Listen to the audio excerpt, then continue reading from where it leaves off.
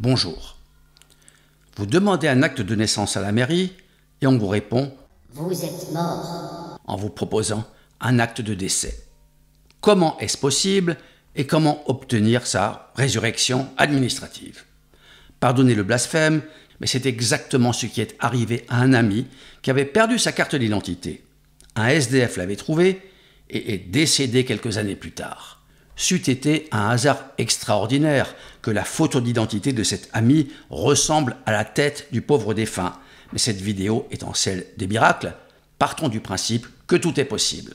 En tout cas, cet ami fut bien administrativement inhumé, car les autorités compétentes ont considéré que si ce clochard ou SDF sans domicile fixe avait une carte d'identité sur lui, c'était forcément la sienne. À quoi bon se casser la tête? Évidemment, quand vous vous pointez au service de l'état civil et qu'on vous dit que vous êtes mort, ça doit vous faire un choc. La messe n'est pourtant pas dite, même si les chemins de la résurrection ne passent ni par Compostelle, ni par Lourdes, mais par le tribunal judiciaire. Comme il est dit à l'article 99 du Code civil, la rectification des actes de l'état civil est ordonnée par le président du tribunal.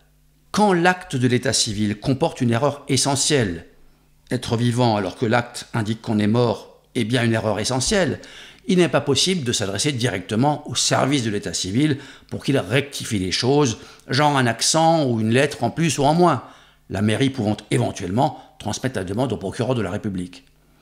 Encore que la petite erreur peut faire son effet. Si M. Dubon renouvelle sa carte d'identité et que le B est devenu un C, il ne sera pas content qu'on le prenne pour un on. En principe, le tribunal judiciaire peut être saisi par requête adressée ou même déposée au greffe du tribunal, mais on préfère souvent prendre un avocat pour éviter une erreur de procédure.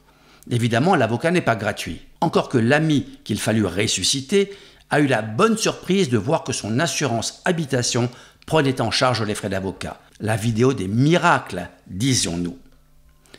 On peut se demander pourquoi le juge doit accepter la demande et surtout pourquoi il la refuserait. Disons qu'il veut être certain de la sincérité et de la légitimité de la demande. La démarche ne doit pas être détournée de sa finalité rectificative.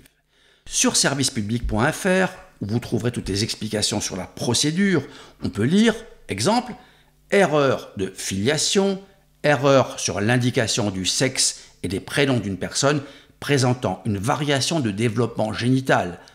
Entre parenthèses, un médecin doit avoir constaté que son sexe ne correspond pas à celui figurant sur son acte de naissance. Fermez la parenthèse. Cette formulation est-elle en phase avec certaines approches modernes ou progressistes selon lesquelles on est ce que l'on veut quand on veut? Question de point de vue sans doute. À suivre donc. Merci de votre écoute et à bientôt.